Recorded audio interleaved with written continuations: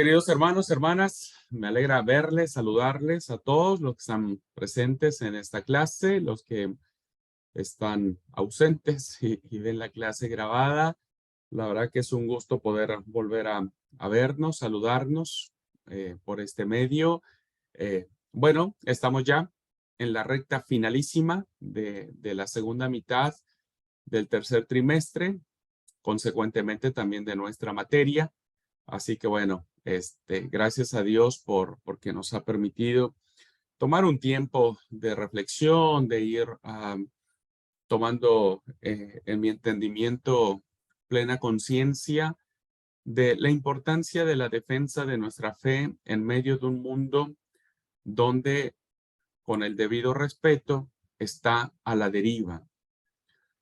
Ante la multiplicidad de conceptos, de opciones espirituales, religiosas, filosóficas, eh, pues la verdad es que nos enfrentamos a un caos que vive el mundo y que entendemos que solamente la luz del faro de Cristo puede dar un rumbo, puede dar una certeza y sobre todo dar salvación.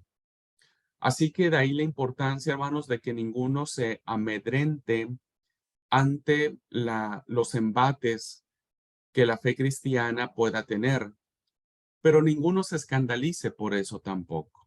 Nadie se rasgue las vestiduras pensando que lo que hoy vive la fe cristiana como un embate a nuestro credo es algo eh, como eh, lamentable, como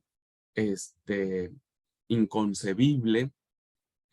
Debemos saber que esto ha sucedido siempre. Hoy nos toca a nosotros enfrentarlo. Pero lo que sí debemos saber es que hasta este momento la fe cristiana ha dado respuestas y las va a seguir dando. Por eso digo, no nos escandalicemos por eso. Dios se defiende solito y se ha defendido desde la existencia misma del ser humano. A nosotros nos toca nuestra parte como sus siervos de decirle a la gente por qué creemos lo que creemos, por qué pensamos lo que pensamos. Esa es sí nuestra responsabilidad. Y entonces, con base en eso, es que esta materia adquiere una relevancia permanente y pertinente. ¿Qué vamos a ver más adelante, hermanos? No lo sé, pero seguramente habrá cada día más herejías, habrá cada día más postulados que nos asombren. ¿Qué verán nuestros hijos? ¿A qué se enfrentarán nuestros nietos, nuestros bisnietos? Seguramente a un mundo donde hará un esfuerzo enorme por seguir poniendo al hombre en el centro de la historia del mundo y queriendo desacreditar y queriendo hacer a un lado, incluso por decreto, incluso por derecho, incluso por reglamento a Dios. El ser humano no va a descansar en su empeño de querer ser como Dios. Por ello es que la fe cristiana, hermanos, no agoniza, no agoniza. Lo platicábamos con el filósofo ateo Friedrich Nietzsche, que decía que Dios está muerto, ¿no? Que parece ser que esa idea arcaica o primitiva de creer en un Dios único, en un Dios creador, ha sido superada. La verdad es que no es así. Y no lo será, hermanos, no lo será. Por ese lado, por eso digo, no nos escandalicemos por ello, ni nos rasguemos las vestiduras en ese sentido.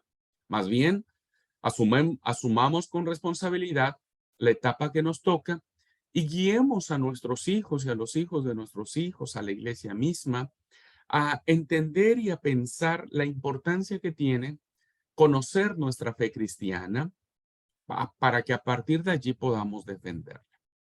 Quien no conoce la fe, hermanos, y pretende defenderla, inevitablemente caerá en un fanatismo religioso, que derivará en un en una irracionalidad de la fe, porque defenderemos lo que no sabremos ante un mundo que sí sabe lo que cree.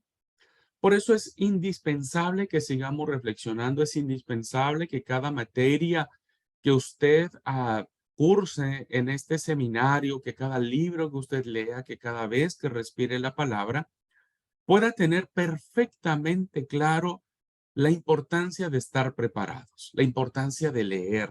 El pueblo cristiano, hermanos, no puede darse el lujo de ser ignorante. No nos podemos dar ese lujo, hermanos. No ahora.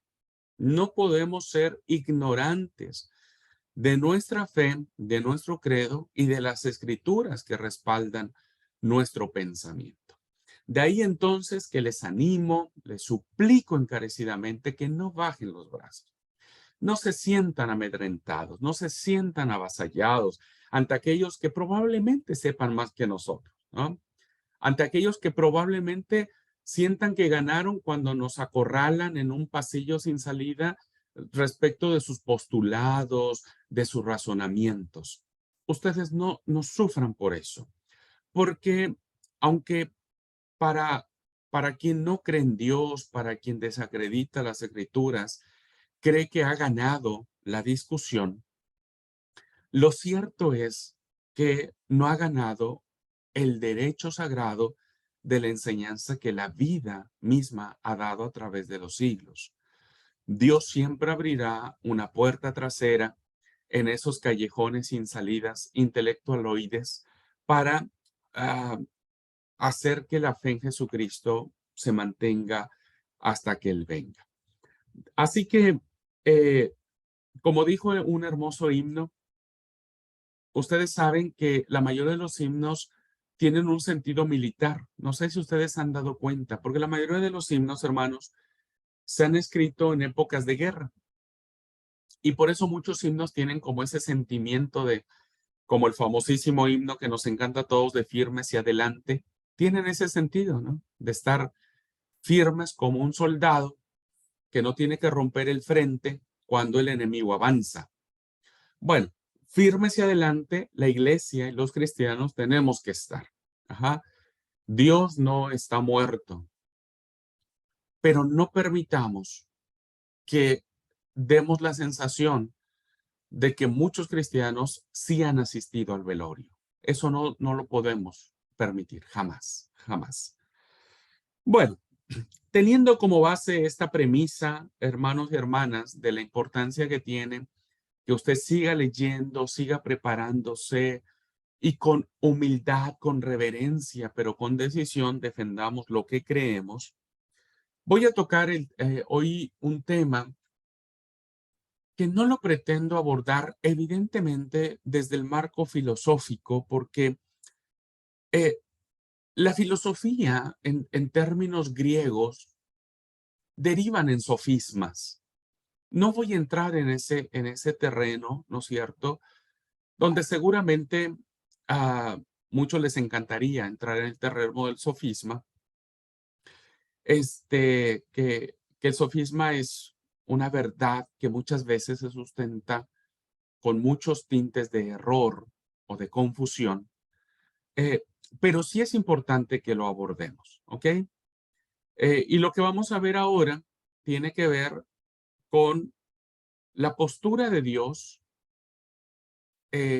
con algo que han sido uno de los grandes obstáculos o uno de los grandes argumentos que, que se han opuesto o que han luchado, si usted me permite esa palabra, que han luchado contra la fe cristiana y que tiene que ver con el problema del mal, ¿no? Que tiene que ver con el problema del sufrimiento. Así que voy a presentar la presentación. Válgase el pleonasmo grandote que hice. Voy a compartir la presentación para guiarnos y después vamos a tener un tiempo. Mi plan, hermanos, es terminar este tema hoy. Ese es mi plan. Pero vamos viéndolo. Depende cómo ustedes lo puedan abordar. Si se entiende bien a la primera, entonces le damos para adelante. Si tienen algunas preguntas, si quieren charlar sobre el tema, que se da para charlar muchísimo, lo vamos a tomar con calma, ¿ok? Así que bueno, voy a compartir la pantalla. Insisto, métanse en el tema si les llama la atención algo y si no, lo dejamos al final de la clase para tener el tiempo de preguntas y respuestas. Ujú.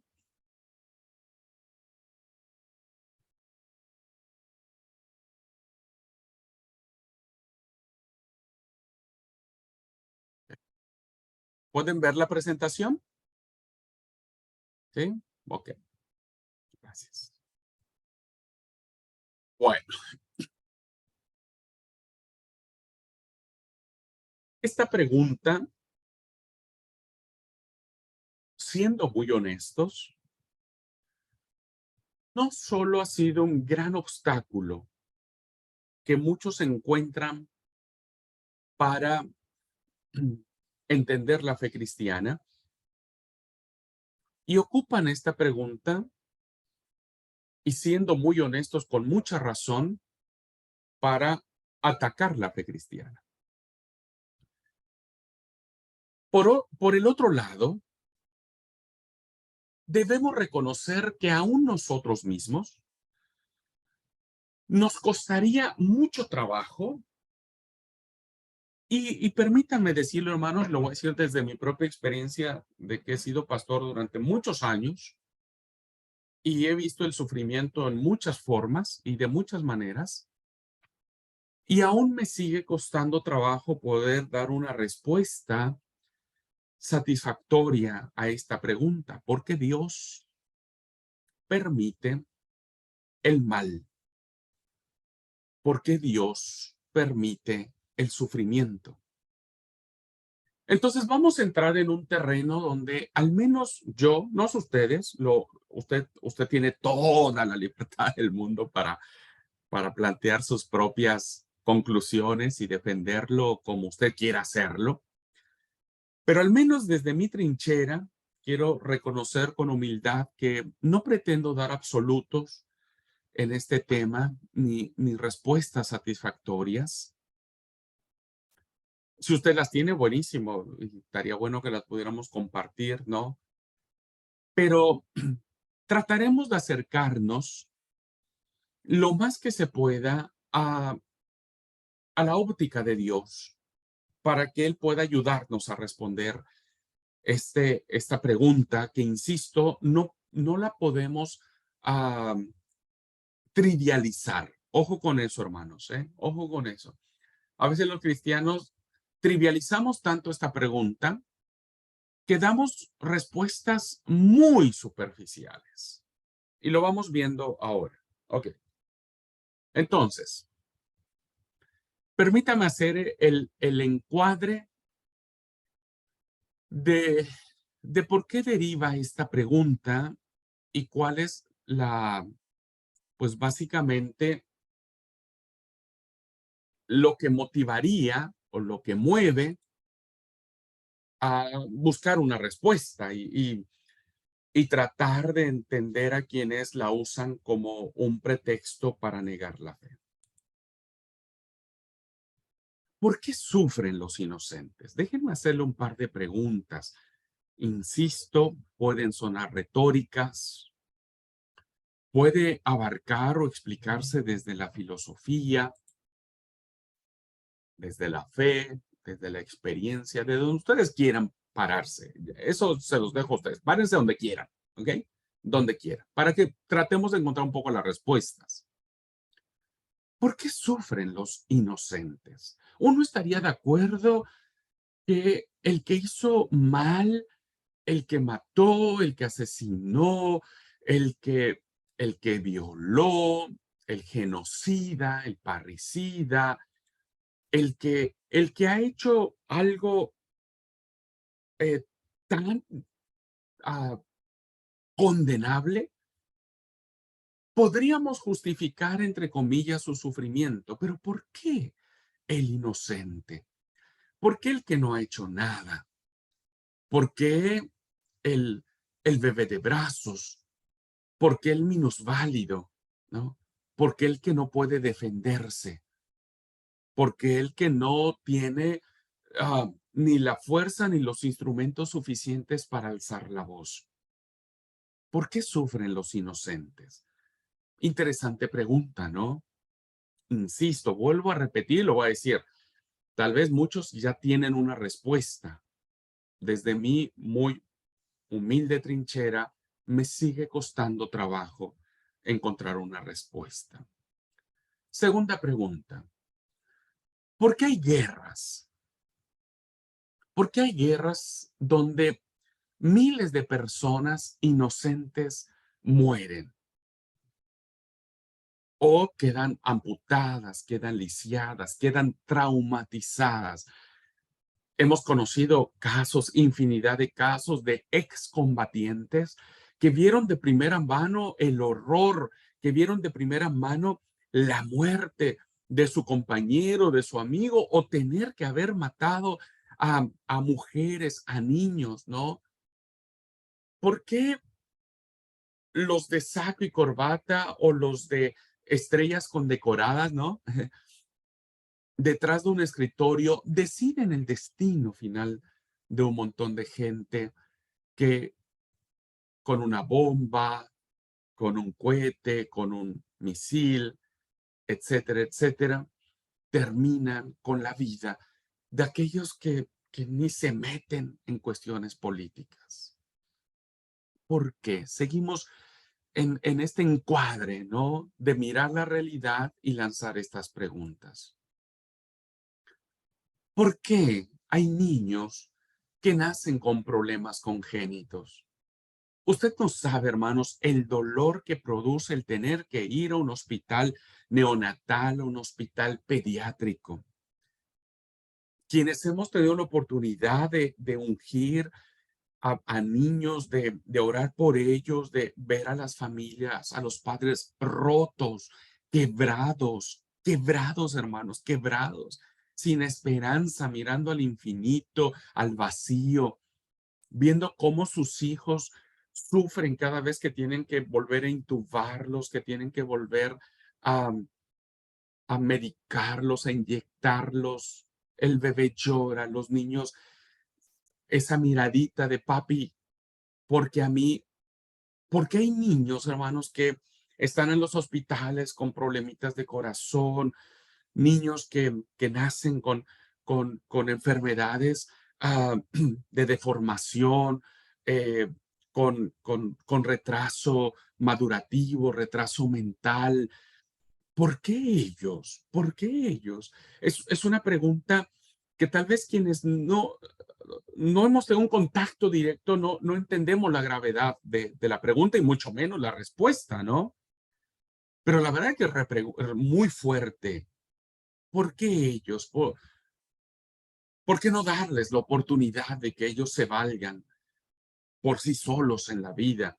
Y si no, van a tener que vivir pegados a un respirador o al cuidado de sus padres, no poder jugar, no poder salir de casa. ¿Por qué? ¿Por qué a los niños? Una más.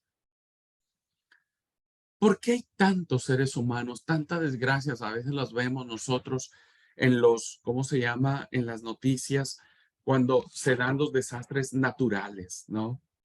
Un terremoto. Qué terrible es eso, hermanos. Es terrible, es angustiante. Los que hemos sentido lo que es un terremoto, recuerdo mucho mi experiencia. Yo estaba en la oficina en Cuernavaca cuando se suscitó un temblor muy fuerte. Ver estaba en casa, Ver estaba sola en casa, ¿no es cierto? El temblor se sintió muy fuerte, todos salimos, el temblor te da angustia. No, tal vez no por tu vida, ¿no? Tal vez no por ti. Te da mucho miedo por los tuyos y mucho más miedo o mucha más angustia te da cuando yo tomé el teléfono, viste, para marcarle, pero cuando hay un terremoto así, un temblor muy fuerte, por lo regular se saturan las líneas telefónicas porque todos quieren saber cómo está su familia. Y te invade un frío, ¿no? De tener que marcar, y yo le marcaba a ver y no daba, y yo no sabía si estaba bien, si le había pasado algo, si, ah, esas cosas, ¿no? Que muchas veces a muchas personas que han tenido que ir a traer a sus familias, su papá, su mamá, su hijo, debajo de los escombros de un edificio caído, o de un huracán, o de un remolino, de un tornado, de un tsunami, de un incendio, y uno se pregunta, ¿por qué, no? ¿Por qué hay tanto dolor allí, tanta angustia, tanto sufrimiento? ¿Por qué las enfermedades quitan la vida a la gente cuando ésta se halla en la plenitud? Los que hemos asistido a funerales, los pastores, los consejeros, los consagrados, consagradas que asistimos a eventos donde un jovencito se suicidó, donde vemos a, a niños, adolescentes, sufrir enfermedades terminales de cáncer, ¿no? De SIDA, de estas enfermedades crónico-degenerativas que a veces se acelera mucho el procedimiento, ¿no es cierto? O su proceso y, y termina, ¿no? Y a veces uno dice, bueno, a una persona adulta, a un anciano, bueno, duele, sí, pero ya vivió, ¿no? Y uno ve a un jovencito en el ataúd, ¿no? Ah, puede ser nuestro hijo, nuestro hermano, nuestro primo, nuestro vecino, un miembro de la iglesia, y las preguntas se agolpan siempre en nuestra mente, ¿no? ¿Por qué? ¿Por qué si tenía toda una vida por delante, ¿no?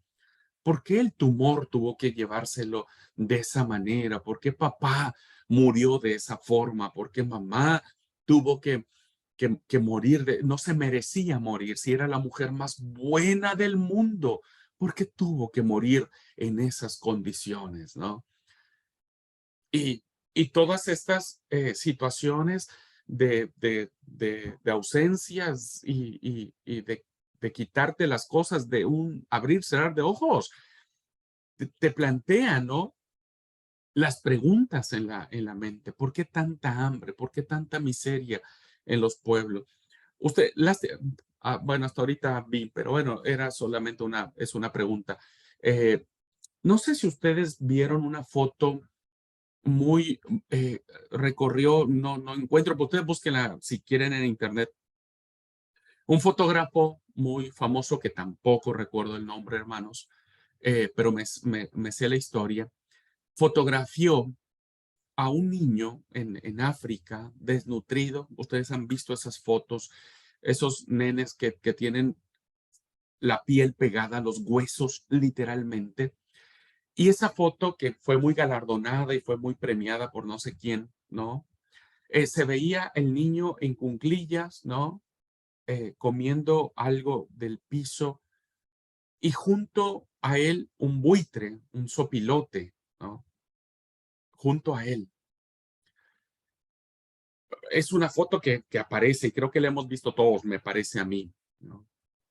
Entonces, cuando le preguntaron, y porque fue una foto galardonada y demás, quien tomó la fotografía dijo, ese niño estaba a punto de morir, dice, este, y el buitre, ¿no? El sopilote, no sé cómo le llaman de otra manera, este, estaba allí para finalmente comérselo.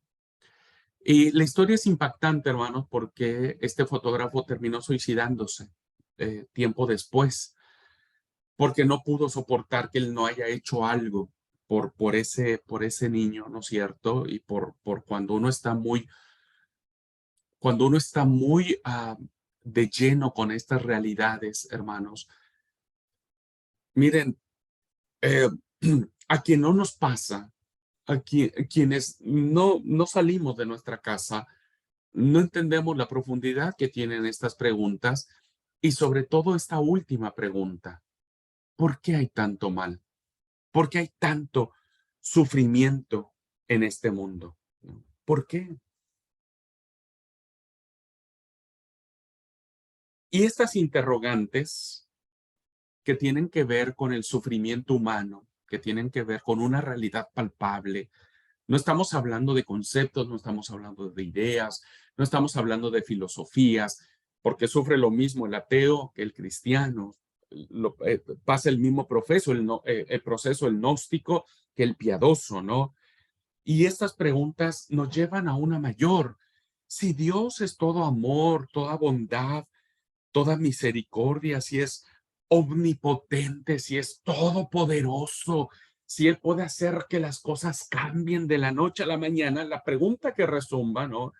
Y que eso ha hecho que muchos dejen de creer en Dios y dejen de creer en el cristianismo es porque Dios no hace nada, porque Dios permite que sus criaturas sufran.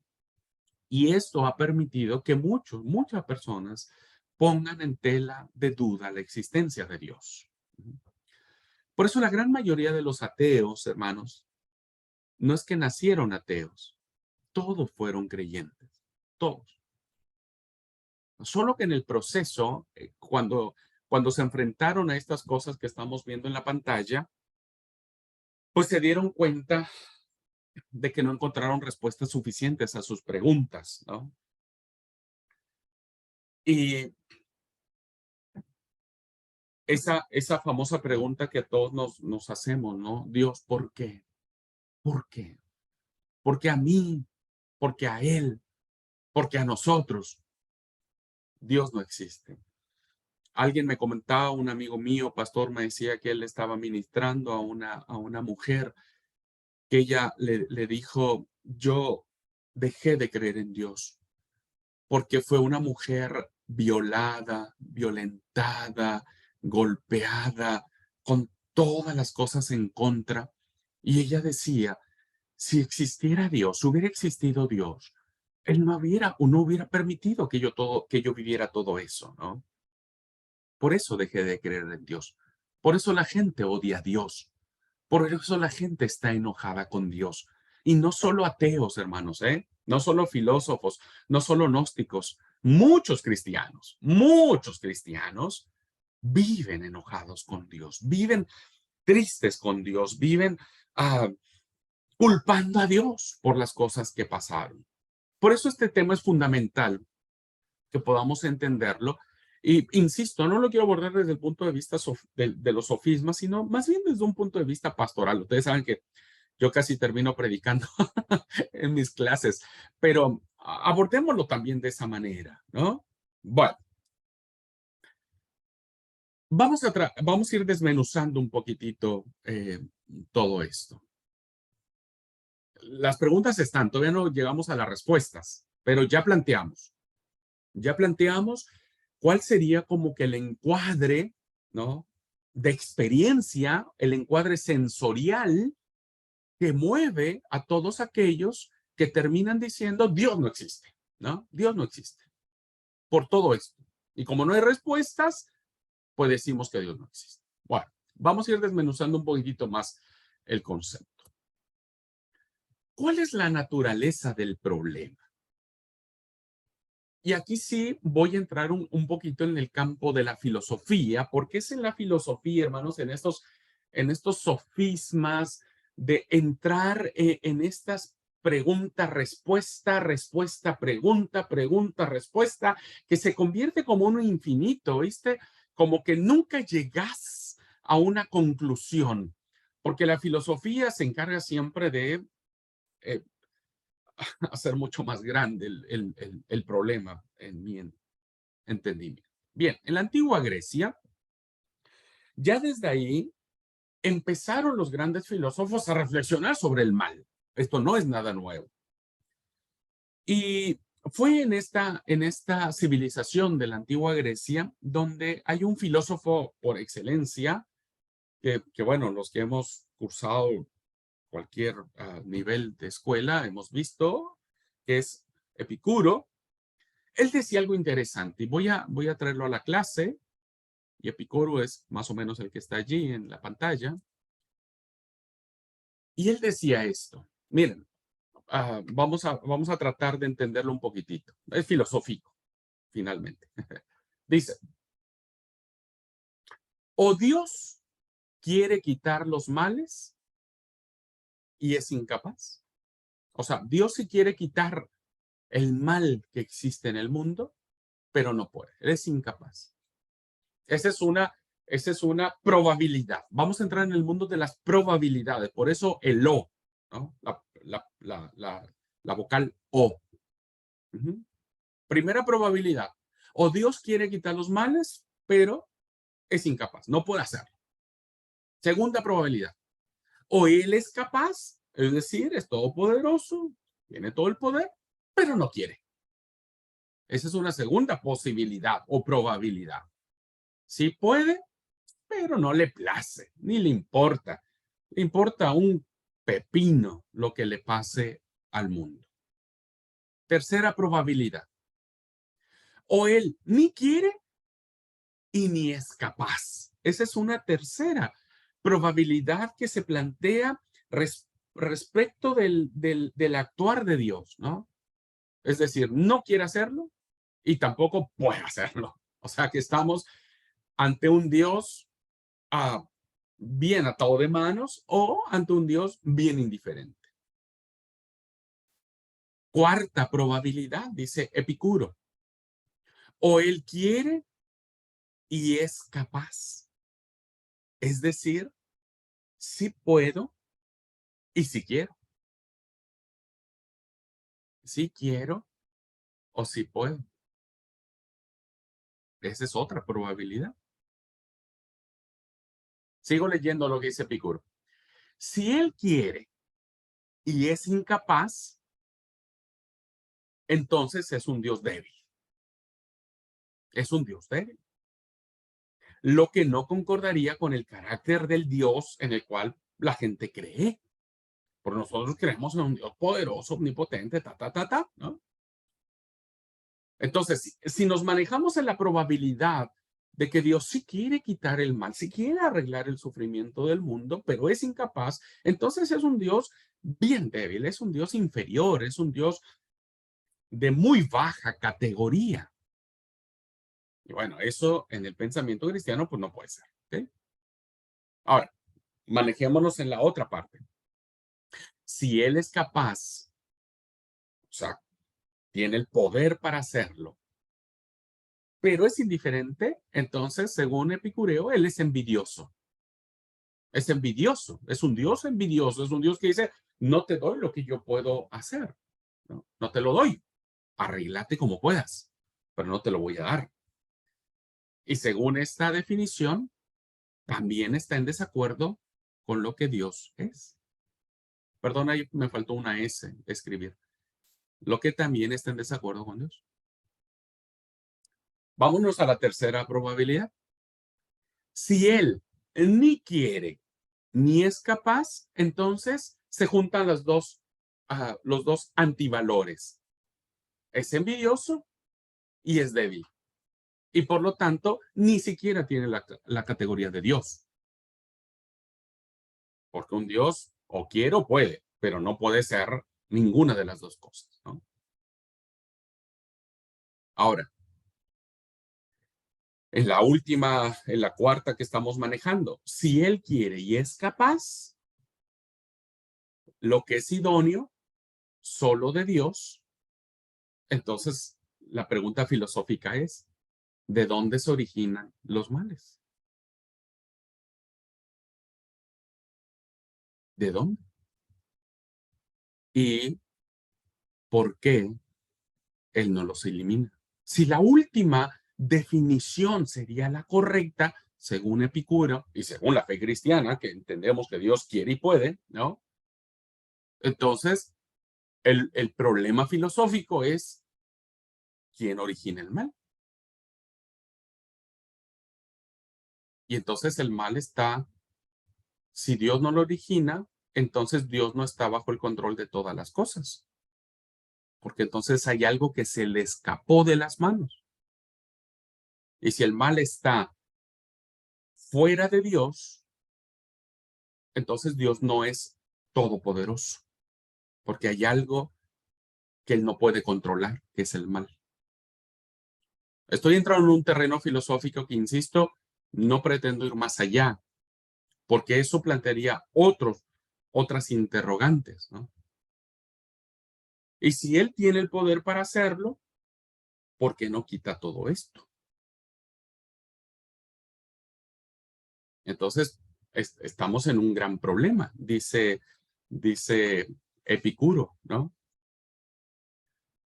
Bien, ojalá haya podido ser claro en las categorías que nos presenta ya desde la antigüedad este problema. Pero ahora lo voy a desmenuzar un poco más, tomando como como es, considerando lo que dijo Epicuro, ¿no? Voy a tratar de plantearlo en un poco más en nuestros términos. El problema del mal ha sido usado como argumento para ir contra la idea de la existencia de un Dios que es amoroso y bondadoso. Nosotros vimos una autodefinición de Dios en la materia de introducción al Antiguo Testamento y espero que usted esa cita la tenga muy bien presente y la tenga marcada en su Biblia y quisiera preguntar a la clase si la recuerdan. ¿Recuerdan cuál es el texto que abordamos en la clase? Y por eso les decía, aprovechen todas las clases, hermanos, vayan uniendo los conceptos, relacionando lo que ustedes van aprendiendo, ¿no? Como para darle una coherencia a su preparación. ¿Alguien de la clase, Hermano, creo, perdón, Éxodo 34:7 qué dice? dice que guarda misericordia a millares, que perdona la iniquidad, la rebelión y el pecado, y que de ningún modo tendrá por inocente al malvado, que visita la iniquidad de los padres sobre los hijos y sobre los hijos de los hijos, hasta la tercera y cuarta generación. Pero el primero, el versículo 6, diría Es yo, el ¿no? 6, Sí, exactamente. y 6 y pasando 7. Jehová por... Sí, correcto, hermano, 6 y 7, sí, señor. ¿Qué dice? Léalo, por favor, querida hermana.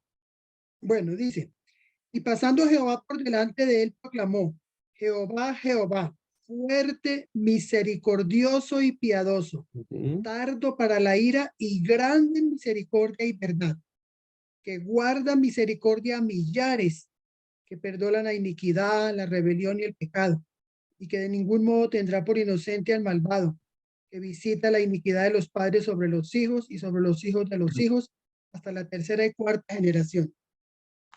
Gracias. Este es un texto donde nosotros entendemos la autodefinición.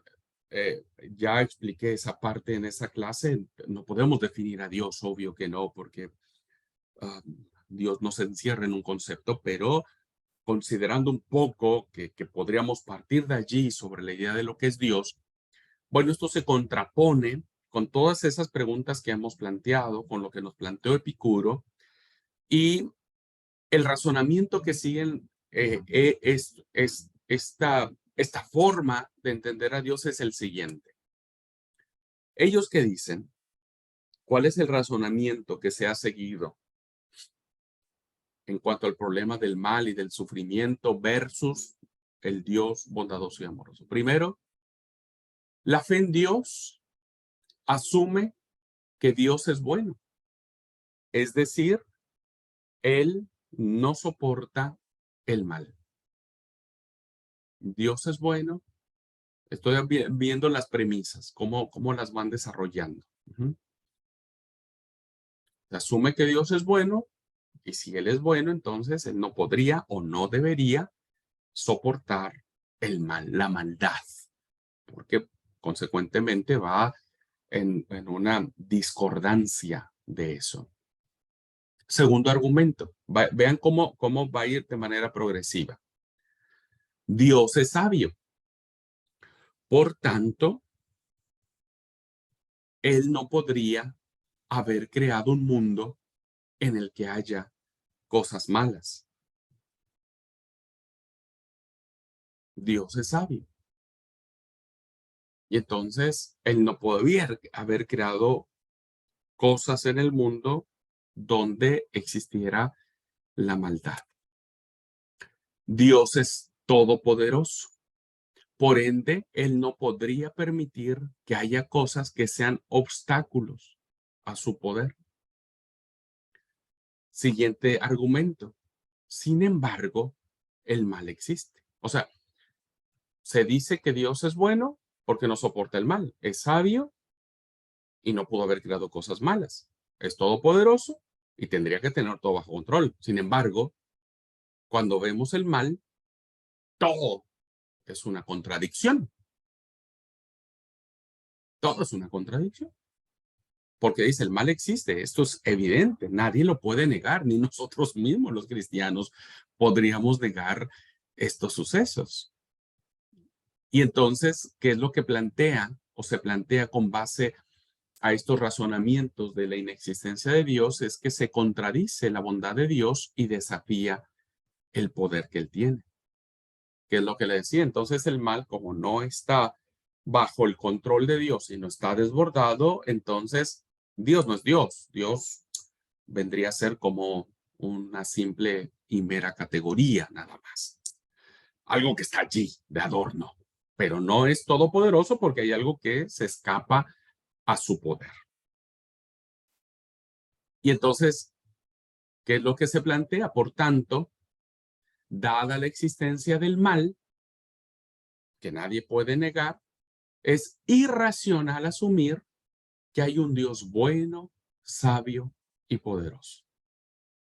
De ahí la postura que plantean y dicen, es una estupidez seguir creyendo en un Dios, porque Dios no existe. La palabra estupidez, hermanos, aunque pueda sonar muy fuerte, ¿no? Viene de una palabra griega que significa sin sentido. Algo estúpido es algo que no tiene sentido, ¿viste? Por eso cuando alguien dice algo que no tiene sentido, dice, estás hablando estupideces, ¿no? Es como que no hay no hay una correlación entre lo que decís y lo que haces, o entre lo que pensás y lo que llevas a cabo. Por eso hoy muchos plantean que el cristianismo es una estupidez. No bueno, sí, muchos lo hacen en términos peyorativos, de insulto al cristianismo, pero la mayoría lo hace en términos de lo que significa la palabra. El cristianismo es una estupidez porque no tiene sentido. Porque el cristiano no puede explicar todas estas virtudes de Dios, pero en la práctica diríamos, ¿no? En el papel todo está bien, todo está lindo, Dios es bueno, es sabio, es poderoso, etcétera, pero en la práctica reprueba a Dios. Porque entonces nada de lo que vemos, nada de lo que sentimos, nada de lo que llevamos a cabo es correcto. Y entonces muchos piensan que de esta manera la fe cristiana es destruida, pero lancemos una pregunta. Eh, ¿Queda destruida la existencia de Dios por el problema del mal? Es decir, el entendimiento del mal es mucho más superior que el entendimiento de lo que Dios significa.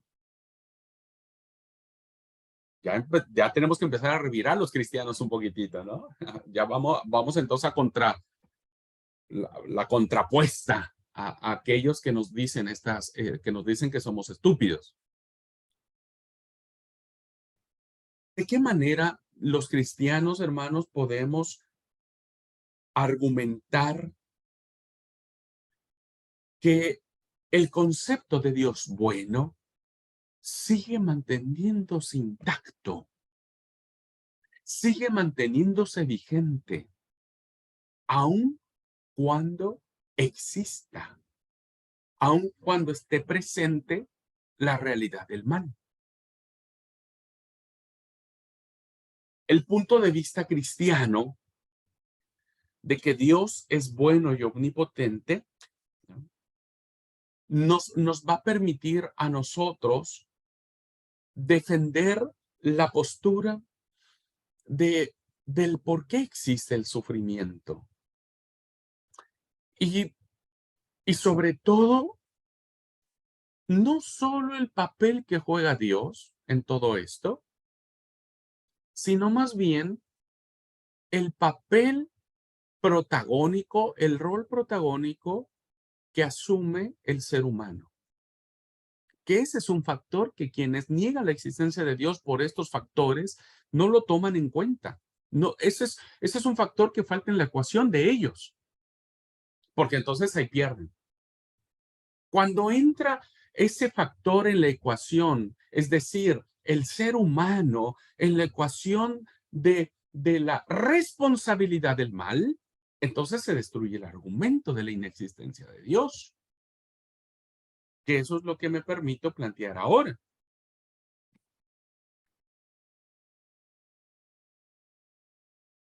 Hay dos tipos de mal, diríamos, ¿no? Hay dos clases de mal o de maldad o de todo esto que genera y desarrolla el sufrimiento. Lo vamos a plantear en este esquema en clase. El mal moral y el mal natural. Vamos a desarrollar estos conceptos. Pero pregunto, hermanos, ¿hasta aquí vamos bien? ¿Alguien quiere decir algo? Déjenme preguntar. ¿Alguien quiere abordar algo? ¿Alguien quiere comentar algo? ¿Vamos bien? ¿Se va entendiendo cómo quiero desarrollar la idea? ¿O alguien ya se perdió? ¿No? ¿Vamos bien? Sí, hermano, vamos bien. Ok, ok. Muy bien. Entonces,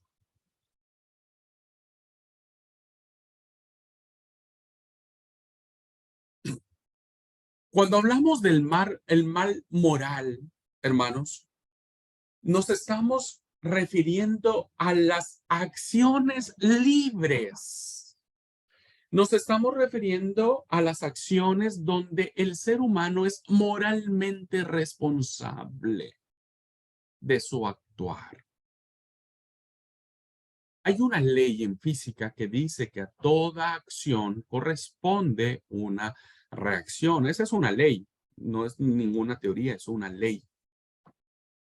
Y la imagen que aparece en su pantalla demuestra con claridad la importancia de entender el origen del mal, no en Dios, sino más bien, hermanos, en las puertas que cada ser humano, en la libertad que él tiene, abre y entra por ellas y consecuentemente tiene que enfrentar la responsabilidad de sus actos. La responsabilidad de eso. Ahorita lo vamos a desarrollar más. Y la segunda tiene que ver eh, con aquellos, ¿no? Con aquellas cosas que se escapan a la decisión y el actuar del ser humano. En la primera fotografía, ¿no? Que vemos las puertas, son las decisiones que toman los seres humanos para dañar, ¿no? Que es una decisión propia. En el mal natural, nosotros no directamente diríamos, porque algún ambientalista me diría que indirectamente lo estamos ocasionando y le concedería la razón, pero directamente nosotros no tenemos el control de las cosas que pasan, los huracanes, las inundaciones, los incendios, los temblores, los tornados, etcétera, etcétera, ¿no? Estas catástrofes que existen y que han existido desde siempre, traen consigo abundante sufrimiento, traen consigo abundante dolor, ¿sí? Y que evidentemente, bueno, no corresponden a una decisión del ser humano. Dentro de este mal, que también lo voy a ampliar más, tienen que ver con aquellas personas que padecen enfermedades congénitas, hereditarias, que bueno, nadie pidió, nadie decidió nacer con tal condición congénita de deformación y que bueno, no es una decisión de nosotros, la persona no decidió hacerlo. Muy bien, entonces, el mal moral, lo primero que tenemos que entender es que no, no todo, no todo se le tiene que cargar a Dios en el muy buen sentido de la palabra, sino que tenemos que meter en la ecuación al ser humano. Y vamos a ver el primero. El mal moral. ¿Cuál es el origen de las acciones morales, de las acciones que corresponden entre lo incorrecto y lo correcto, entre lo bueno y lo malo? ¿Cuál es ese origen, hermanos, que tiene que ver con la decisión del mutuo propio que tiene el asesino para asesinar, del violador para violar, del mentiroso para mentir, del adúltero para adulterar, etcétera, etcétera? Y entonces debemos caer en cuenta que no debemos culpar a Dios por los actos humanos contra el prójimo, cuando son hechos por el prójimo mismo. Por eso decía que cuando alguien de manera filosófica pretende como Epicuro plantear el concepto de la existencia de Dios en cuanto al actuar de Dios, no toma en cuenta, ¿no?, el quehacer humano. Entonces, el mal moral no existe porque Dios lo haya querido así. Es decir, Dios no le pone una pistola, perdónenme la ilustración, no le pone una pistola al violador en la cabeza diciendo, vos tenés que ir a violar a tal persona o hacerle daño a tal persona. Porque entonces sí, creeríamos que es un Dios malo, perverso, etcétera, etcétera, etcétera. Pero eso nadie lo afirma, ni siquiera el más ateo lo puede afirmar. Nadie lo puede asegurar en su sano juicio que Dios haga eso. Porque el mal moral no existe porque Dios lo haya querido así. No es el producto de su actividad creadora. Dios, por esencia, por antonomasia, no es malo. Y sus actos y sus acciones y lo que se deja de ver en el mundo no es malo. Nada es malo, ¿no? Nada es malo. Antes bien, entonces, aquí hay algo bien interesante. Dios no quiere que el malo haga mal a las personas, pero sin embargo lo permite.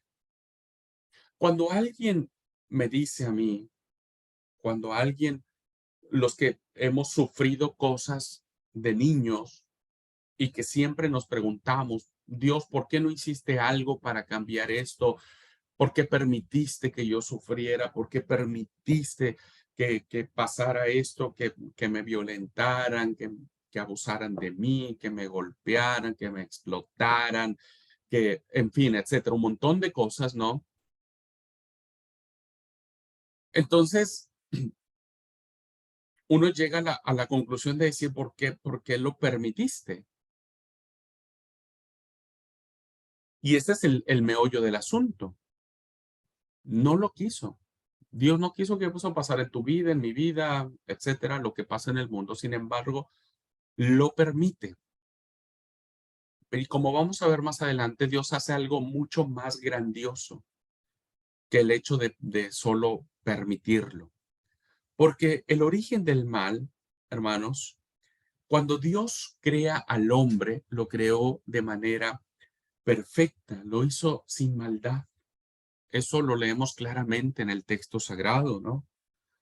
Lo creó para disfrutar de la creación, del jardín del Edén, para que plantase en él, para que se enseñoreara de él, para que lo cuidara, etcétera. Creó a la mujer para eso, ¿no? Sobre todo, entendemos que cuando Dios crea al hombre y a la mujer, lo hace para tener plena comunión con Dios, con su creador. Pero Dios le otorga al ser humano algo fundamental. ¿Por qué el ateo cree lo que cree y no es castigado por Dios? Fíjense lo que estoy diciendo. ¿Por qué el ateo, lo planteo en otros términos, por qué Dios permite que el ateo crea que él no exista y que Dios permita que incluso blasfeme su nombre y lo maldiga, etcétera, etcétera? ¿Por qué pasa eso? Por la sencilla razón, hermanos, que cuando Dios crea al hombre, lo hace con libertad. Lo hace primero en libertad. Ojo, ojo con el juego de palabras que estoy haciendo. Esto remárquenlo. Si están tomando nota de esto, remárquenlo. Dios lo crea en la libertad de Él, en la libertad del Espíritu, en la libertad de su obra creadora, en la libertad del mover del Espíritu sobre el caos, sobre el abismo, pero también lo crea con libertad, atributo dado ya al ser humano. Ya es parte de su génesis, parte de su formación. Nosotros fuimos creados en libertad y con libertad. En términos teológicos, bíblicos, donde usted guste y mande, se le llama libre albedrío. También se me lengua la traba con eso. Es decir, el libre albedrío, hermanos, significa que el ser humano tiene la capacidad de obedecer a Dios, de querer obedecerlo, o de desobedecer a Dios. Y todos sabemos por el relato bíblico, más allá de lo que podamos entender teológicamente, que la decisión que toma el hombre, la mujer, fue de desobedecer a Dios. Entonces, alguien por favor ayúdeme a leer Romanos 5:12. Esta reflexión que estoy haciendo, hermanos, ya Pablo mismo la tenía y Pablo la comparte a través de esta cátedra maravillosa que da la iglesia de Roma. Y fíjense lo que dice. Vean la explicación que él da o el entendimiento que tiene al respecto. Por favor, ¿alguien quiere ayudarme a leer Romanos 5:12? Leo. Eso, Sí, sí, quien sea, por favor. dale, veré. Cuánta gentileza, dale, Marisa, lee. Dale, Leo. Por tanto, como el pecado entró en el mundo por un hombre y por el pecado la muerte,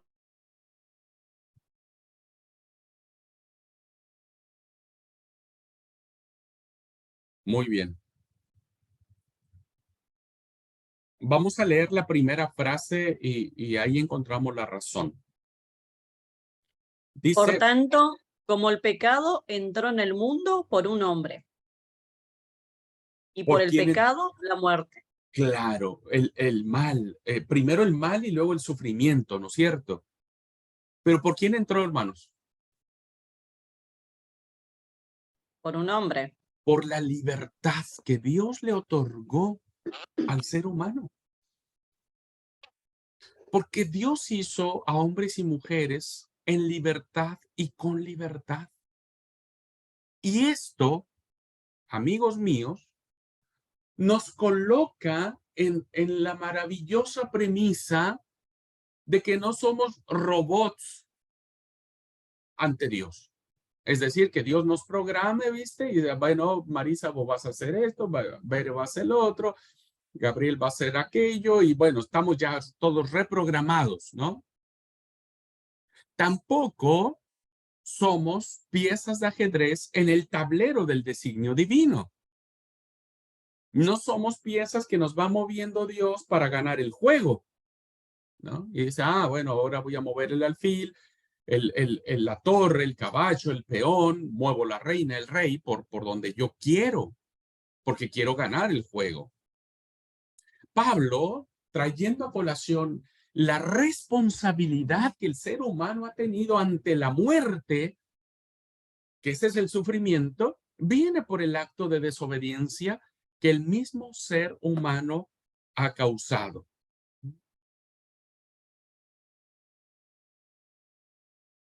Pero entonces hay una pregunta ante eso. O sea, está bien, el hombre, ¿no? Fue quien, por la causa de un hombre, entró el pecado y por el pecado entró el sufrimiento, la muerte, todo lo que hemos visto. Pero alguien nos podría decir, ¿y por qué Dios no hizo al ser humano de tal manera que no pudiera pecar. O sea, ¿por qué no lo hizo ya desde un principio inmune a esto?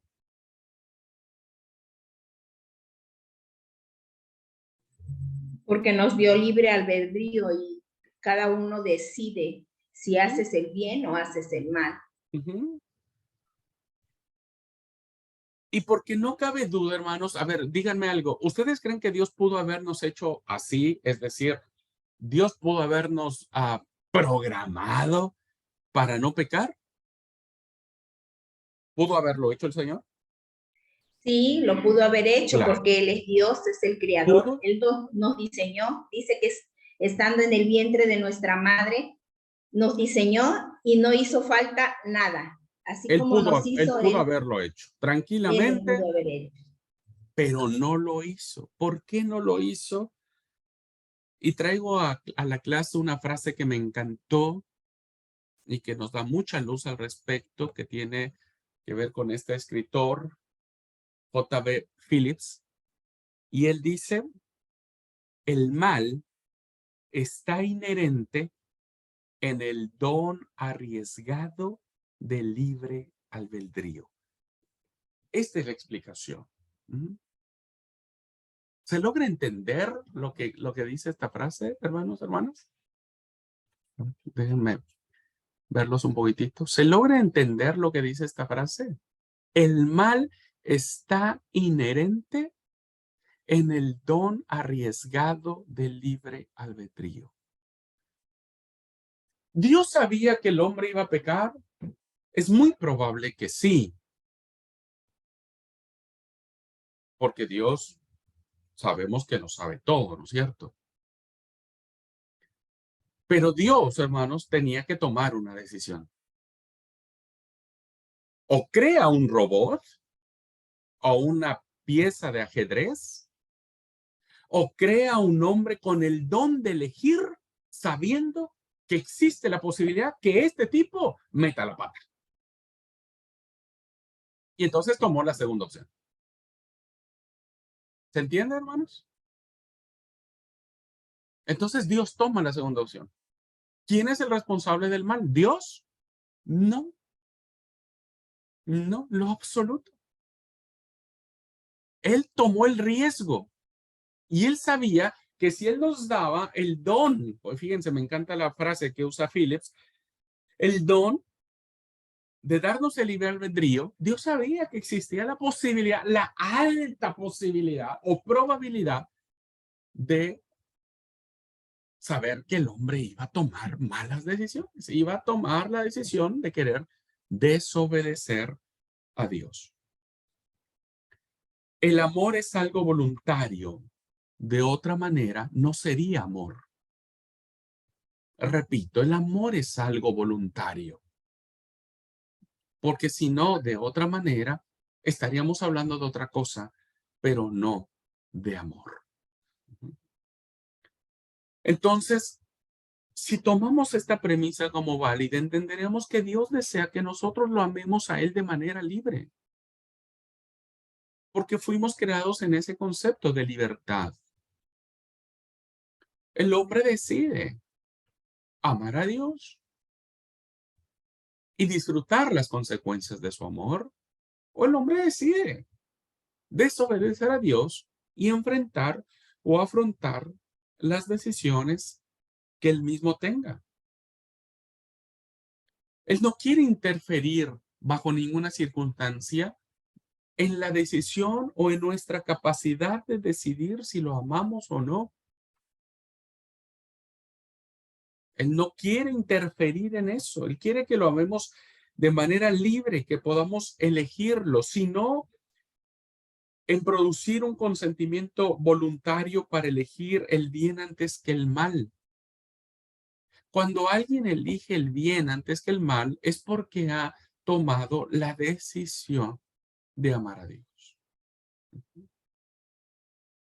De amar a Dios. Entonces, si vos crees en Dios, en su amor y decidís libremente por Él, vos no vas a hacer actos de muerte.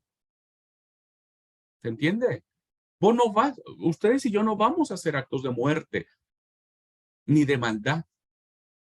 si no haremos actos de vida, ¿no? De perdón, de reconciliación, etcétera, etcétera. Entonces, no es Dios. No es Dios. Hay una pregunta entonces acá que se vuelca, ¿no? También ante esta misma situación que estamos planteando. ¿No puede Dios erradicar completamente el mal en el mundo? Está bien, bueno, listo, ya está. Dios nos creó así, nos dio libre albedrío, ¿no? Bueno, el hombre ha decidido y la muerte entró, etcétera. Bueno, ya estamos en el problema, diríamos, ¿no? Ya estamos en el baile. Entonces la pregunta sería, Dios no podría ya, bueno, de última, que nos perdone y todo lo que ustedes gusten y manden, pero bueno, decir, ya,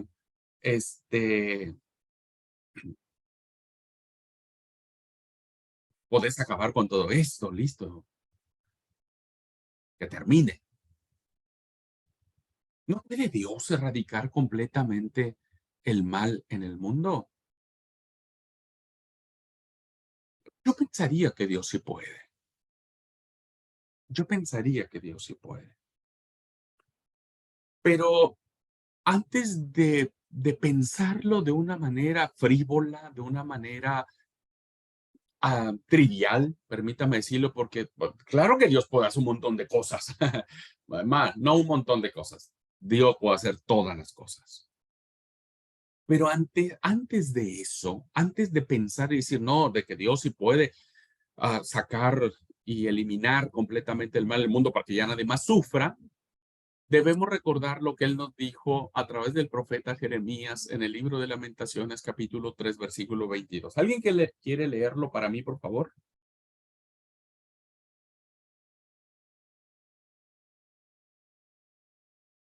Lamentaciones 3:22. Por la misericordia de Jehová no hemos sido consumidos, porque nunca decayeron sus misericordias. Gracias. Algún día Dios lo hará. Algún día Dios quitará completamente.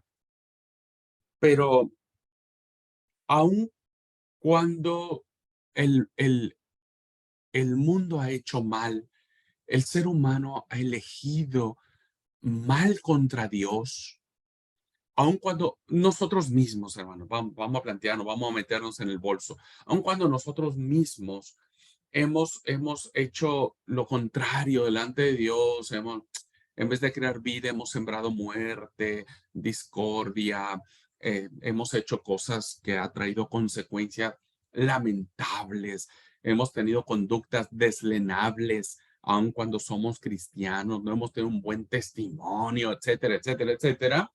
El profeta dice a través del Señor, ¿no? Que estos actos de maldad que nosotros cometemos, ¿no es cierto? Aún en ellos, Dios nunca ha dejado que su misericordia mengue para con nosotros. Vean entonces la relación que existe, queridos hermanos, en esto. Sí, fíjense, Dios nos hace algo mal, nosotros nos enojamos con Dios y terminamos enojados con Dios y nos alejamos de Dios y maldecimos a Dios y condenamos a Dios. Pero nosotros le hacemos algo a Dios o contra Dios. ¿Y qué hace Dios? Nos bendice. ¿Qué hace Dios?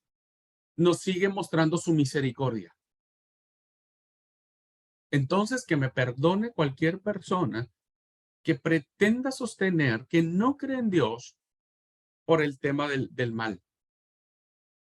Porque Dios ha dado muestra suficiente de que aun cuando nosotros somos infieles, según Pablo en Timoteo, Dios permanece fiel. Claro que Dios existe. Ahora, hay otro pasaje interesante. ¿Quiere leer, por favor, alguien para mí? Segunda de Pedro 3:9.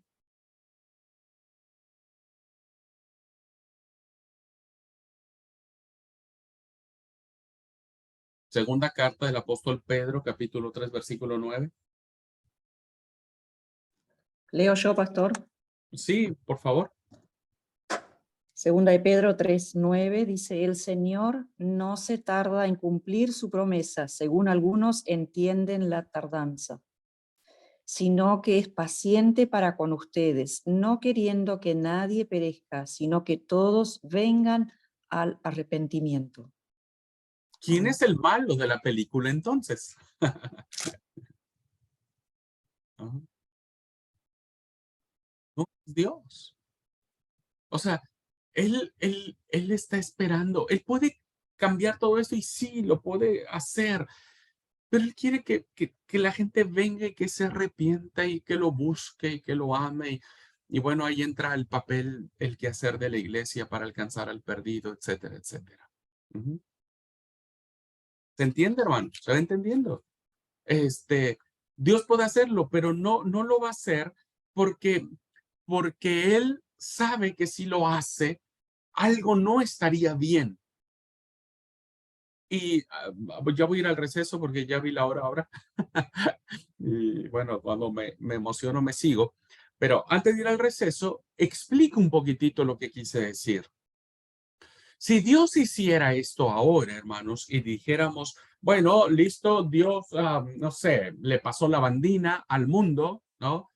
O cloro, no sé cómo le llaman en algunas partes, y bueno, todo está limpio, desinfectado, todo está bien. Algo no estaría bien. Y voy a tomar las palabras de este autor, este escritor cristiano, Paul Lightl, que dice lo siguiente. Fíjense, quisiéramos que él, hablando de Dios, ¿no? Quisiéramos que él elimine la guerra. Claro que sí, todos quisiéramos que ya lo que existe en Rusia, Ucrania y todo ese sufrimiento, esas cosas, esas imágenes, eso, desgarradoras, ¿no?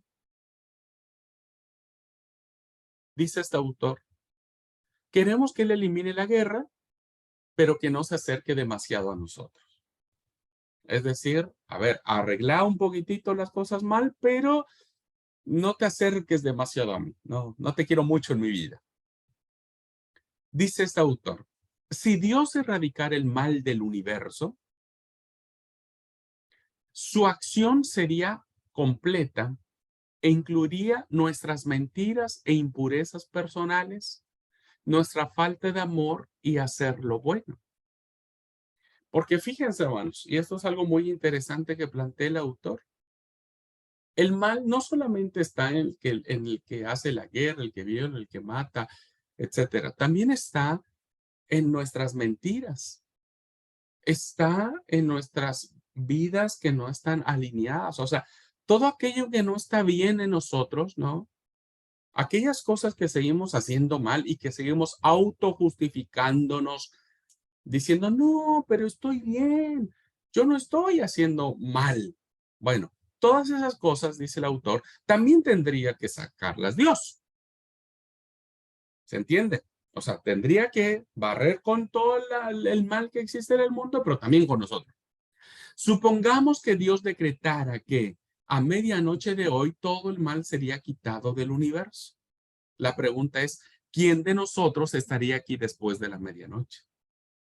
Pues todo terminaría, hermano. Ya no existiría más porque nosotros también tendríamos que ser quitados, porque nadie puede preciarse de ser tan bueno y tan perfecto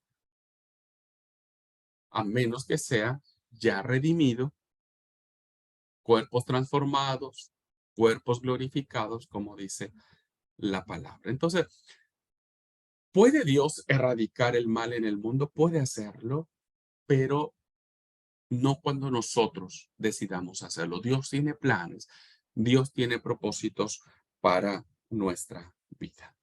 ¿Sí? Bueno, hay una mano levantada. Vamos a escuchar a Lucy y si alguien más quiere decir algo y después nos vamos al receso. Adelante, Lucy. Hermano. Sin paz. Viendo en lo último, en lo que le interesa a nuestro Dios en su corazón, es que el mundo, ¿verdad?, conozca y se arrepienta de su pecado y le conozca la salvación que es a través de Cristo Jesús.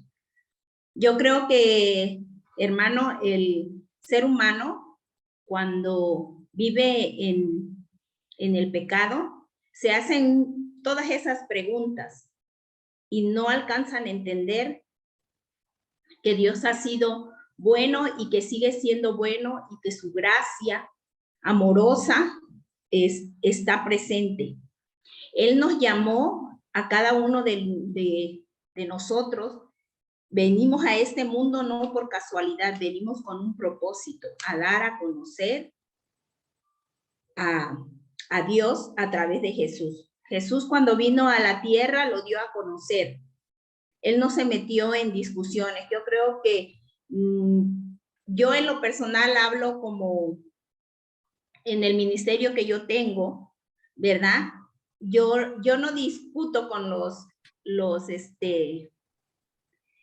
que no creen en Dios o que tienen otras creencias o que son filósofos o sus filosofías que traen y dicen, porque no nos lleva a nada. De todos modos, si yo, Lucy, tuviera conocimiento de todas esas ramas de la filosofía, de teología y de todo lo que ellos tienen de conocimiento, la biología, la astronomía, todo, y yo lo supiera, hermanos, yo creo que, y tuviera una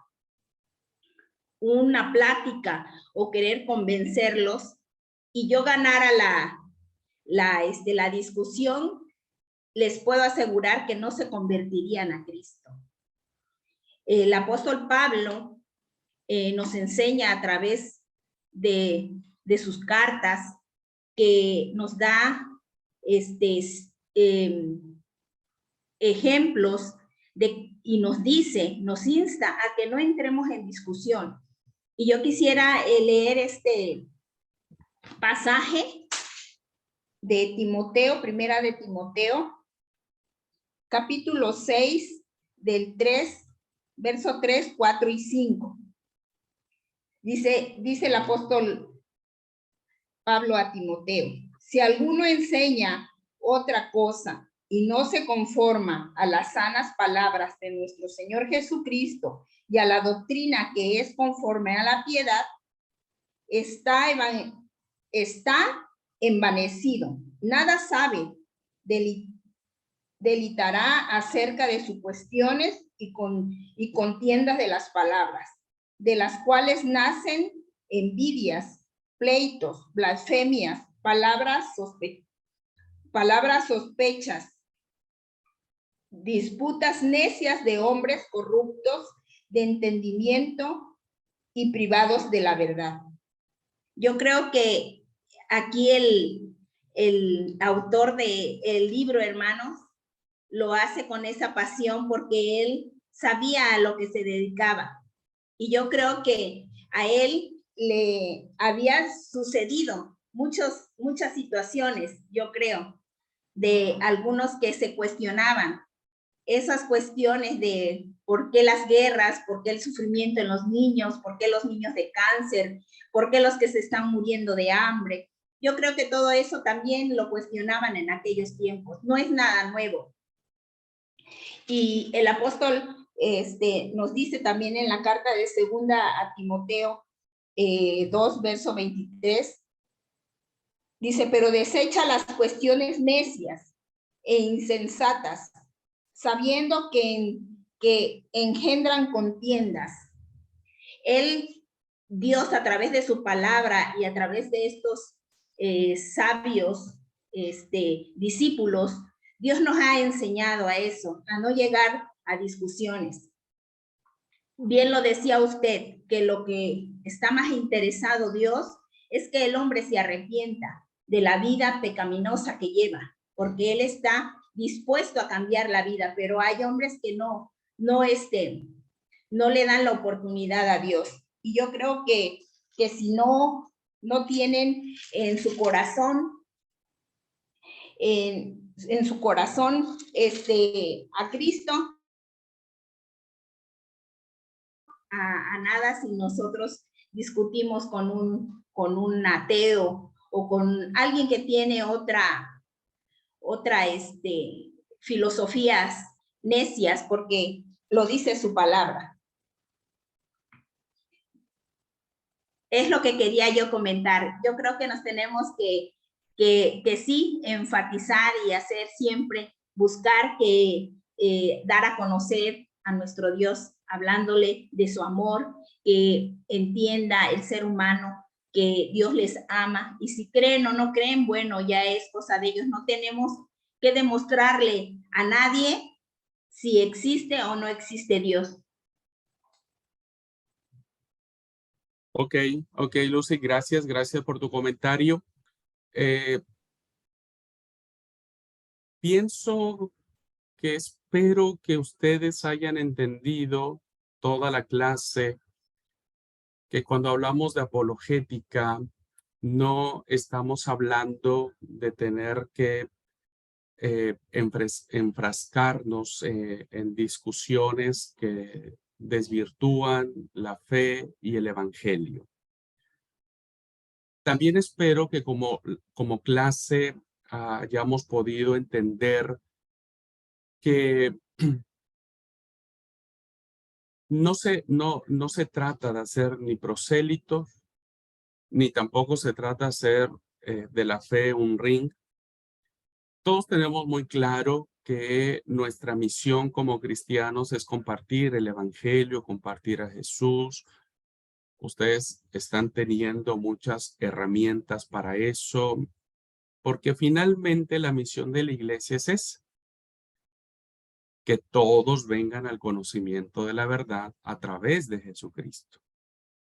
Pero también espero que como clase podamos haber entendido que todas las personas tienen el derecho de conocer a Jesús, incluso el ateo, incluso el que dice que no cree en Dios. Ellos también, creo que mucho más, tal vez puedo decirlo, que cualquier otra persona, necesita saber que Dios le ama, que Dios existe, que Jesús murió por ellos. Cuando Permiso, nosotros hermano. nos enfrentamos, un segundito, Lucy, cuando nosotros nos enfrentamos con personas así, que nos las vamos a enfrentar en muchos ámbitos de la vida, ¿no? En la escuela, las redes sociales, etcétera. Nos vamos a encontrar con gente que nos va a decir, pues no creo en Dios, y nos va a dar sus argumentos. Y como bien decía Lucy, pues son argumentos que tienen de conocimientos muy altos, ¿no? Muy complicados y demás. Decía yo en mi introducción de la clase de hoy que nosotros no tenemos que amedrentarnos por ello. Nosotros tenemos que decir lo que creemos y cómo lo creemos. Pero más allá de entrar en una discusión estéril, ¿no? Ojalá y todos podamos llegar a este consenso, este conocimiento de que si Dios pone en nuestro camino a alguien en estas condiciones, podamos tener los argumentos necesarios, las convicciones precisas de que evidentemente Dios existe. Y si Dios existe, pues existe su Hijo Jesucristo. Lo vamos a ver más adelantito, todavía me falta un poco más hablar sobre este tema, ¿no? Sí. Pero básicamente la clase de hoy está enmarcada en lo que es el mal y el sufrimiento, que es básicamente no el hecho del, como decía Gabriel, creo que aquí que estaba de acuerdo con el método que hablaba Lucy. No estamos hablando de métodos evangelísticos, ¿no es cierto? Porque eso creo que a todos nos queda re claro. Pues tenemos que anunciar a Jesús. Sino más bien decir, a ver, ¿qué puedo yo decir, ¿no? A partir de sus propios conceptos o postulados sobre Dios, sobre Jesús, sobre su salvación. Y creo que es básicamente el contexto o la idea que al menos esta clase tiene, llevarnos, ¿no es cierto?, a convicciones racionales de nuestra fe que tengan como finalidad presentar a Cristo como nuestro Señor y Salvador.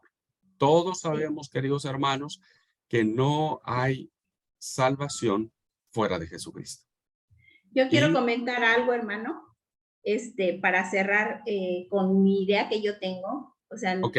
yo lo que yo pienso, o sea, es mi, porque yo lo vivo en el campo, ¿no? Ujú. Entonces, cuando tú hablas, hace un par de años, tuvimos la oportunidad de estar con un joven que era de nuestra iglesia y este grupo de jóvenes salió de la iglesia. Y cuando tú hablas con ellos y se dicen ateos, ellos quieren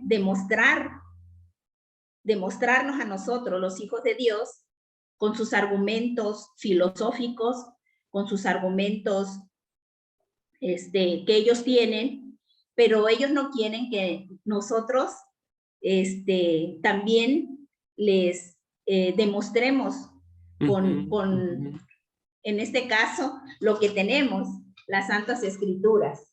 ¿Qué decía este joven? Decía, sí, pero cierre su libro. Sabiendo este joven que toda su vida, desde su niñez, fue instruido por este. Entonces, hermanos, cuando nosotros no nos fuimos a pelear con él, los demás no nos recibieron, pero ese joven se dio la oportunidad y lo único que le tuvimos que decir es que Jesús le ama y que Él tiene un plan para él. Y que si no tiene a Jesús en su corazón y no se arrepiente de su vida que está llevando, se va a ir al infierno.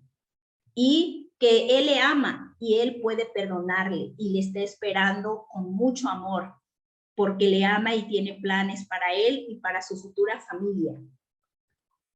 Tenemos que predicar el evangelio a quien sea, pero no nos podemos meter en, como decía usted, en polémicas o en pleitos queriendo demostrar lo demás.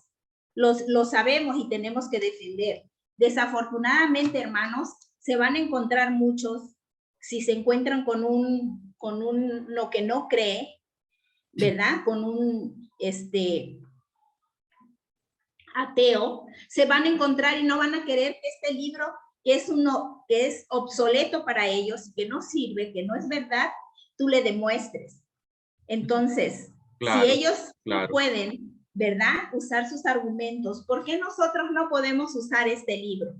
Y Claro que lo precisamente podemos por hacer. eso Y yo cuando le nosotros, decía, como dice usted, lo hacemos con amor y lo hacemos sí, con y con firmeza, con ¿sí? firmeza. Dios Y obra y ya en claro, el corazón de la persona, el Señor hará su obra a su tiempo y en su momento. y Nosotros precisamente, cumplimos con lo que Dios nos ha mandado. sí, y ¿Sí, precisamente, hermano? Lucy, esta parte que vos decís me hace volver a decirle a la clase lo que dije al principio de esta clase.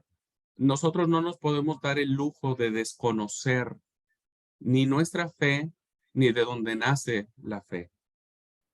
Ese es un lujo que no podemos darnos. Tenemos que conocer la Escritura porque es la Escritura la que va a hablar y la que va a convencer de pecado. Es la Sí, palabra tiene de razón, Dios. hermano.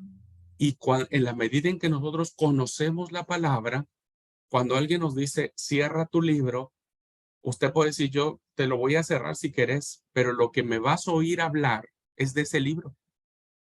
No importa si está abierto o no, no me importa. Está bien, quieres que lo cierre, lo cierro, pero lo que vas a escuchar de mí va a ser la palabra, va a ser el texto. Y eso por eso digo, siempre es importante conocer la palabra de Dios. Gracias, Lucy, por tu comentario. Clelia, adelante. Paso a todos, buenas tardes. Hola, hola, Se escapó Clelia. el profe. No, por ahí lo que quería volver a lo que usted había dicho al principio de la clase, en donde de lo que estábamos hablando era del dolor y el sufrimiento, y cuando usted retomé a preguntarme por qué nos pasan ciertas cosas. Entonces, antes de que se me vaya de la mente, lo anoté porque dije, para mí esto es importante. Dice, creo que el albedrío del Señor permite que estas cosas le pasen a todos, tanto a los buenos y a los malos.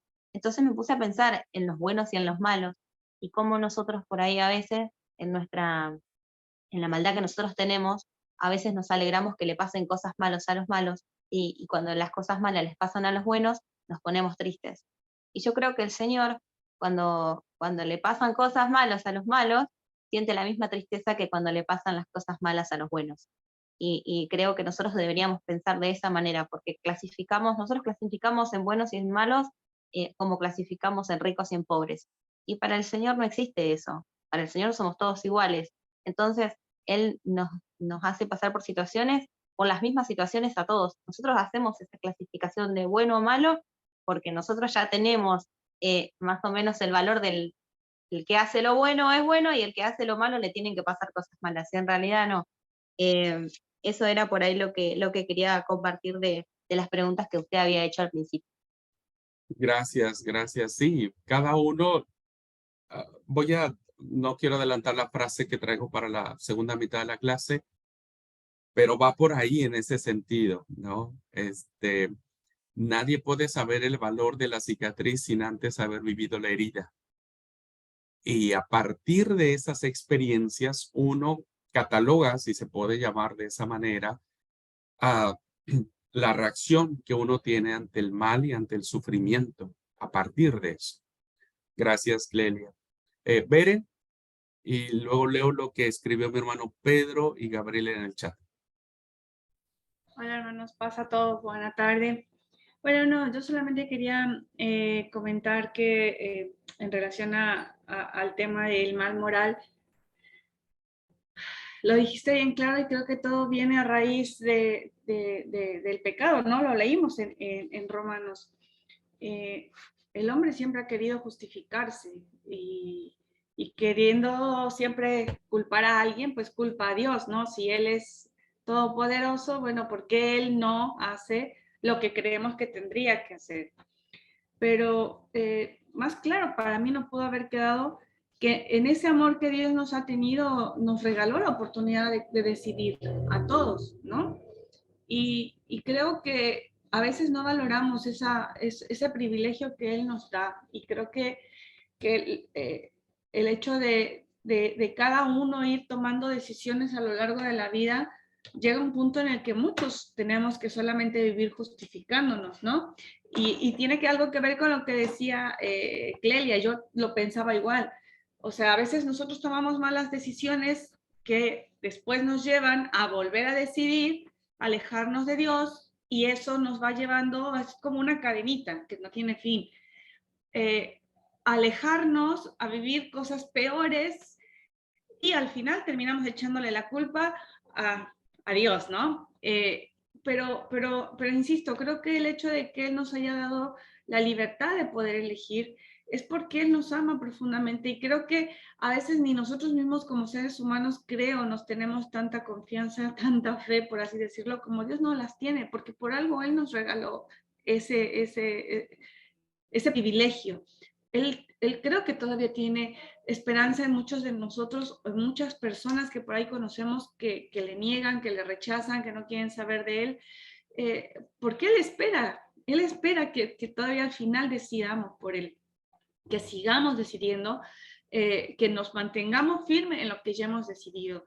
Si Dios hubiera querido que todo fuera, no sé, de una manera como si fuera un teatro, pues Dios hubiera creado marionetas, ¿no? No hubiera creado al ser humano con esa libertad que nos dio. Él hubiera podido o estaría haciendo de nosotros como una obra de teatro. Él nos estaría dirigiendo y diciendo qué haces, qué no haces, hace así, no hagas asado. Y bueno, creo que Dios no quería marionetas. Dios quería a su creación como la hizo, como la diseñó. Y en esa perfección también nos regaló ese don, ese privilegio. Y creo que simplemente es el hecho de poder hacer esa conciencia muchas veces, no nada más nosotros los cristianos, o no nada más los que no conocen de Dios o lo niegan, porque creo que sí, todos lo hemos conocido de alguna forma, incluso los que dicen ahora no creer en él. Pero incluso nosotros, allá iba, incluso nosotros mismos también a veces necesitamos reconocer que ese amor que nos ha dado, todavía nosotros tenemos que hacer buen uso de él.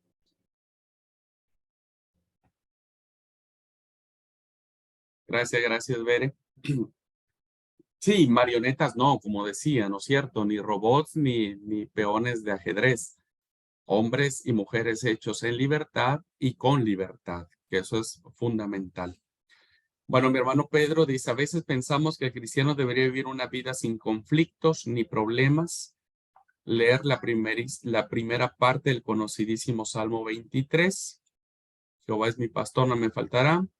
Y cuando lo leemos, lo pensamos, nada me faltará, a pesar de las dificultades, hay la salida porque Dios es misericordioso.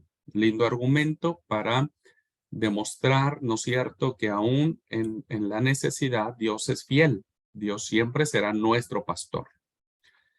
Gabriel dice, hoy tuve un diálogo con un chico que se decía ateo, pero cuando le compartí testimonios de cómo Jesús ha hecho maravillas en muchas personas, su rostro cambió y se quedó sin argumento. Sí, ahora al margen de todo, entiendo el objetivo de la clase. Sí, ahora voy a tocar esto, tanto lo que dijo Lucy como lo que dijo Gabriel después del receso. Voy a tocar el tema de cuál es la opción que el cristiano tiene en su posición respecto del mal y del sufrimiento. Lo que ustedes han dicho, creo que viene en la clase. Voy a tener que decirlo, hermanos, porque tengo que justificar mi salario. Si no, entonces solamente diría que me quedaría con lo que ustedes ya dijeron, pero tengo que justificar un poquitito lo que me pagan. Entonces, después de la clase, quiero cerrar estas ideas que van en función de la postura cristiana y de lo que encierra la posición nuestra ante esta realidad de la redención de Dios para el ser humano. Bueno, vamos al receso y volvemos, hermanos, 10 minutitos y nos vemos aquí.